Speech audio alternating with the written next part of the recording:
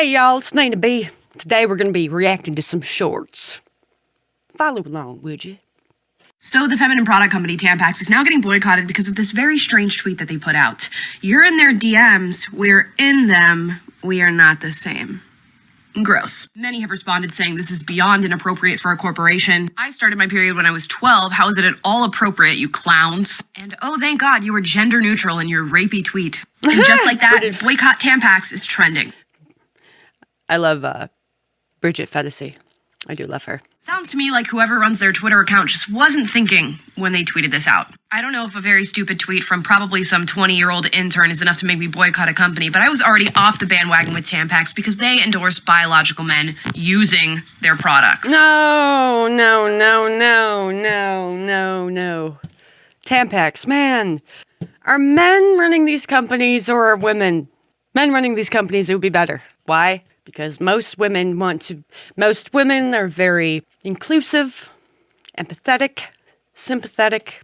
They just want to include everyone. Give everyone a safe space and be happy. But this is at the detriment to women. I mean, oh my God, Tampax. First you want Dylan Mulvaney to be our fucking mascot, and now this? You're in their DMs. We're in them. We are not the same. This is a dude tweet. But this isn't like a straight man tweet. This is like a non-binary, possibly trans woman, very woke beta straight man tweet. I don't know what this is, but it is absolutely disgusting. Being in love as a man is absolutely or not really one of the best human experiences. Doesn't matter how many girls you've had or how long you've been around. Every once in a while you'll meet one, you'll like her more than the rest. Being in love with her is a fun thing. You get to show her the world. You get to explore her innocence by giving her brand new experiences. Perhaps she's never been to this particular club or been in a car this fast or been to this country. You can take her places. You can teach her things. You can be her guider and protector. And you can benefit from her femininity in return. Andrew, not all men have that kind of money.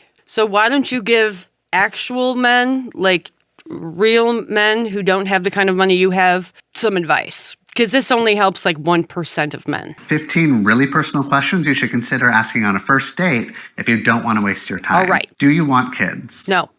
Do you want to be in a monogamous relationship? Yes.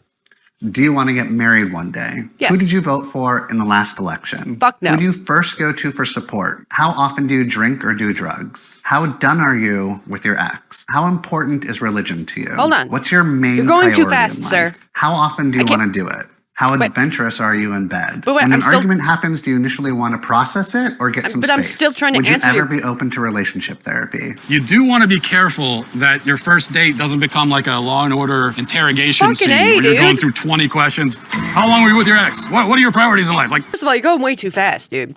Not Matt Walsh, the guy before. Like, just wanted. Wait. What was the last one? Slow down. Cool your tits, sir. I have to go over these again because I missed most of these. Do you want to be in a monogamous relationship? Yes. Do you want to get married one day? Yeah. Who did you vote for in the last election? That is a rude question you should not be asking somebody, especially on the first date. Oh my God. Don't ask this on the first date. This is the fun time. Have some fun before you start interrogating someone with a question like that. Jesus, Christmas in heaven. Who do you first go to for support? On the first date, it's none of your business. How often do you drink or do drugs? Do we really want to get in this conversation like that deep? Because then you would have to ask, well, what do you consider drugs? And then you're getting into it's shit on top of shit on top of shit. This is just not this first date is imploding within itself already. How done are you with your ex? That's a good question to ask before the first date. It's a very good question to ask before the first date. I'm completely done with my ex. Have been for 2 years. How important is religion to you?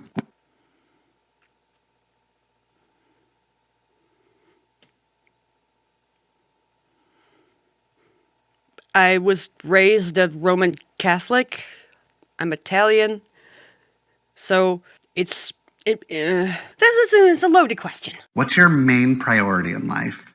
Music, puppies, weed, helping people who have crippling depression and anxiety. How often do you want to do it? Every single fucking day. How adventurous are you in bed? On the first date? On the first date? No. No. Not a question you ask on the first date, sir. Stop that. Stop that. Stop that. When an argument happens, do you initially want to process it or get some space? Space. Space while processing. You don't jump into an argument without understanding what the hell is going on, what the other person said, what the situation is. Would you ever be open to relationship therapy? On the first date? You're going to ask that? On the first date, you're going to ask if you're open to relationship therapy? First of all, asking that question is a giant red flag, and I am leaving wherever we are, and I'm getting in my car, and I'm driving home. And asking somebody on a first date if they'd be open to relationship counseling. Yeah. I just met you 5 seconds ago, and you're asking me if I'm ready to be in counseling with you. That's a million red flags all at once. That's what I said. And so when your kid comes home and tells you, well, Mom, the teacher said, what's my pronouns?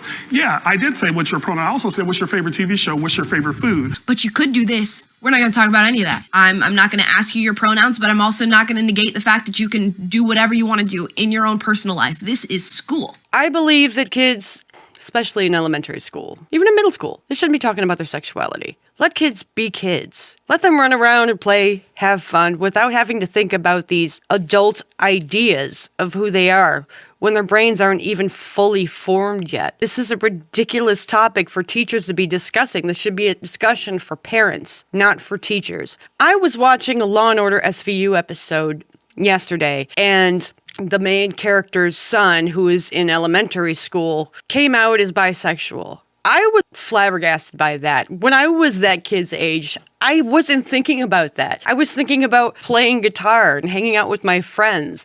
I wasn't thinking about my sexuality. I had crushes on my babysitters and my teachers. But this isn't something the teachers talked about with us. No, the parents do. So the fact that teachers are trying to talk to kids about their sexuality, it's very weird. It's very inappropriate. I don't think teachers, adults, unless they're their parents, should be talking to children about their sexuality, their sex organs, stuff like that. It's just fucking weird. It's around the area of being a P word, gotta say, because as an adult, I have never in my life thought about a child's sexuality. Neither should a child be thinking about their sexuality. Let the fucking kids be kids.